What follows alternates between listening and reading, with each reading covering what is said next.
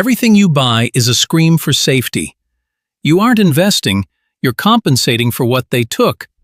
On the surface, it feels like your choice.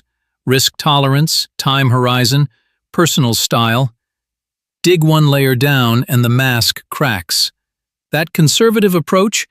It's the kid who learned that bold moves got punished, with silence or screaming, or a door that stayed closed for days. So you sit in bonds while the world compounds without you. One layer deeper. The impulsive swings into volatile plays? Straight from the home where money vanished overnight. You chase the near miss because stability always felt like the setup for the next betrayal. Every portfolio decision leaks the same buried fear, that good things end in abandonment. Just like they did when the bills piled up and the love disappeared in the same week. This is your life, bleeding into every candle on the chart. That wiring was installed before you spoke your first word. In 1990, Felitti and Anda launched the ACE study, Adverse Childhood Experiences, and the finding was not subtle. Childhood trauma physically rewires the prefrontal cortex, the exact hardware you use to calculate risk. The thing you call your investing style is running on damaged equipment you didn't choose and were never told you had. A 2025 study from Durham University tracked it cold.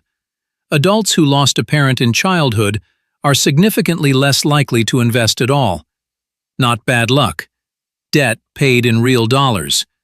In decades of compounding that never started because the body said no. Your body still believes money is danger. And it reacts. Every single time. What you call your investing style is the exact opposite of what actually builds wealth. High risk tolerance is often just a death wish wearing the mask of ambition. You don't want the money, you want the near miss, the cortisol spike of almost losing everything, because that state is the only one that ever felt like being alive. And on the other end, if you can't spend $1 without a tightening in your chest, you aren't frugal. You're terrified. You've turned money into an umbilical cord. Layer 1. You save to be prepared. Layer 2. You save because you don't trust the future. Layer 3. The one most people never reach. You save because you believe if the number hits 0, you cease to exist.